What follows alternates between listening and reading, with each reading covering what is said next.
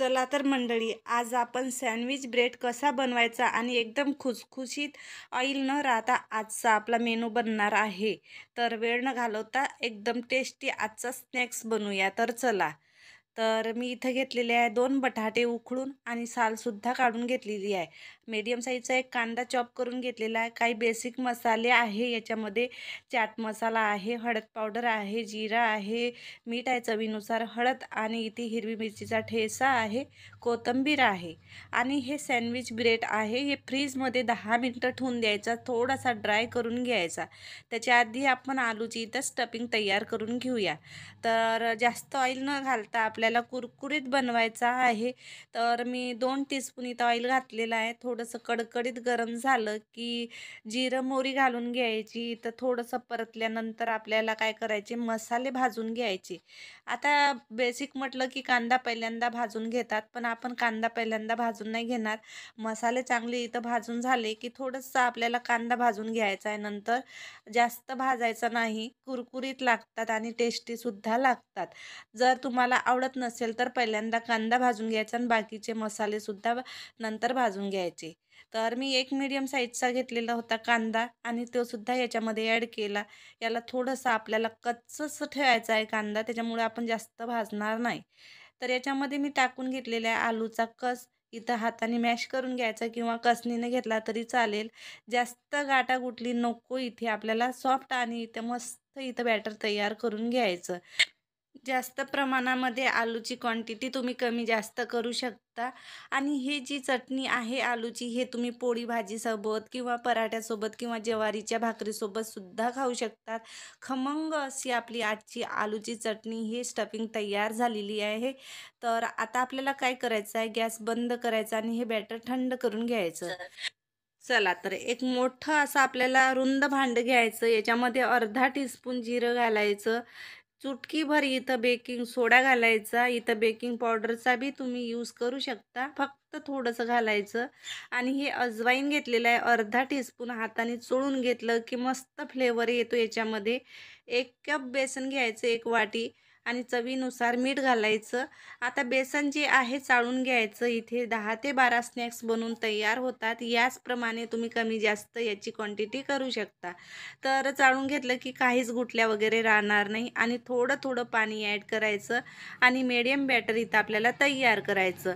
जास्त जर पातळ केलं तर इथे आपली जे स्नॅक्स आहे याच्यावर चांगला इथं थर बनणार नाही किंवा ऑइली राहणार, चिपचिपे राहणार आणि कच्चेसुद्धा राहणार. त्याच्यामुळं आपल्याला इथं जास्त लिक्विड फॉर्ममध्ये करायचं नाही बॅटर.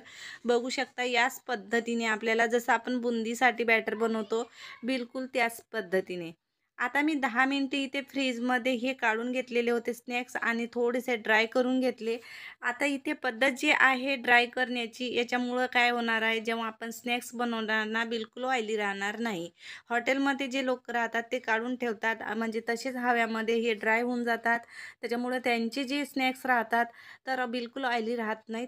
हे पद्धत सेम आहे. तर या पद्धतीने जरी तुम्ही बनवून बघितले तर बिलकुल तुमचे सुद्धा स्नॅक्स ऑइली राहणार नाही. आता आलूची स्टफिंग पूर्ण एका स्नॅक्सवर आपल्याला पूर्ण इथं ब्रेडवर आपल्याला टाकून घ्यायची दाबून दाबून आणि दुसरी याच्यावर ब्रेड ठेवायची, ते सुद्धा सेट करून घ्यायची. म्हणजे आतमधलं बॅटर जे आहे जेव्हा आपण फ्राय करणार ना बिलकुल निघणार नाही. याच पद्धतीने परफेक्ट इथं बसून घ्यायचं. याची एकसारखी लेयर आली पाहिजेत आणि कट लावायचा. आता जरी तुम्हाला कट नसेल लावायचा तर तुम्ही डायरेक्टली हे असेच फ्राय करू शकता. मस्त दिसतात, हे सुद्धा टुमटुमीत फुलतात. तर याच पद्धतीने सगळे मी इथं तुम्हाला स्टफिंग तयार करून दाखवते, नंतर फ्राय करायचे. तर बघू शकता खूप सारे बनून तयार झालेले आहे. एवढे आपले एका वाटीच्या बेसनामध्ये परफेक्ट होऊन जातात. तर साईडला ऑइल गरम करून घेतलेलं आहे. जास्त ऑइल गरम करून घ्यायचं नाही, मीडियम गॅसवर आणि मीडियम ऑइलमध्ये आपल्याला हे फ्राय करायचे. तर मी दाखवते याच बॅटरमध्ये फक्त हलक्या हलक्या हाताने कोट करून घ्यायची. कोटिंग परफेक्ट आली पाहिजेत आणि एक्स्ट्रा याच्यामध्ये बेसन राहणार नाही. ज्या साईडला बेसन तुम्हाला वाटत असेल पातळ आहे, थोडंसं 1 ते 2 टीस्पून इथं बेसन घाला, जास्त नका घालू. आणि 2 स्नॅक्स मी इथे फ्राय करून दाखवते तुम्हाला. म्हणजे जास्त वेळ लागणार नाही. 5 मिनिटामध्ये एक बॅच तयार होतात आणि हलक्या हलक्या हाताने फिरवायची, म्हणजे जळणार नाही किंवा चिपकणार नाही, चांगला एकसारखा कलरसुद्धा येणार. तर बघू शकता मी इथे 2 ते 3 मिनिटामध्ये मस्त कुरकुरीत होतात. तर आपल्याला पलटी करून घ्यायची, दुसऱ्या बाजूला इथे फ्राय करून घ्यायची. तर यालासुद्धा आपल्याला 2 ते 3 मिनिटं द्यायची, म्हणजे 5 मिनिट लागतातच कसेही मीडियम गॅसवर फ्राय होण्यासाठी. बेसन म्हणजे याच्यामध्ये काय आहे, बेसन कच्चं राहिलं नाही पाहिजे. आतमध्ये आलूची स्टफिंग चांगली कुरकुरीत खमंग भाजलेली आहेच. तर बघू शकता बिलकुल याच्यामध्ये ऑइल राहणार नाही. पूर्ण याच्यामधलं ड्राय जे आहे पूर्ण नाहीसे होणार. हे बघू शकता एकदम क्रंची बनतात बिलकुल. याच्यामध्ये आतमध्ये सॉफ्ट आणि वरची लेयर एकदम क्रंची, बिलकुल ऑइल राहणार नाही. फक्त हे छोटे छोटे जे टिप्स आहे तुम्ही फॉलो करा. मस्त इथे काय करायचं, ब्रेड जे आहे फक्त हव्यामध्ये 5 मिनिट ठेवा. नंतर त्याच्यामध्ये स्टफिंग तयार करा. नंतर बेसनाच्या या लिक्विड फॉर्ममध्ये टाका. नंतर फ्राय करा. म्हणजे तुमचे बिलकुल इथे थोडासा टाईम जरी लागला तरी चालेल. तर याच पद्धतीने दुसरी बॅचसुद्धा मी इथे फ्राय करून घेते.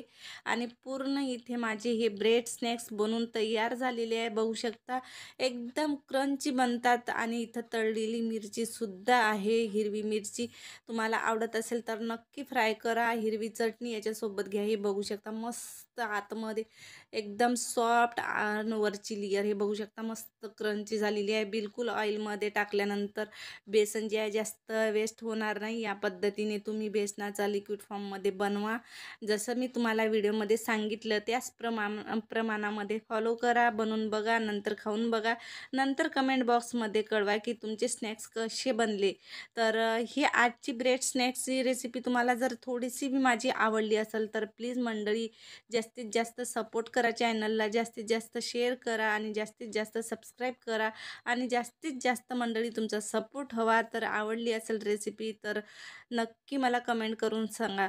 तर भेटू अशाच झणझणीत, चमचमीत आणि एकदम टेस्टी नाश्त्यासोबत. तोपर्यंत बाय.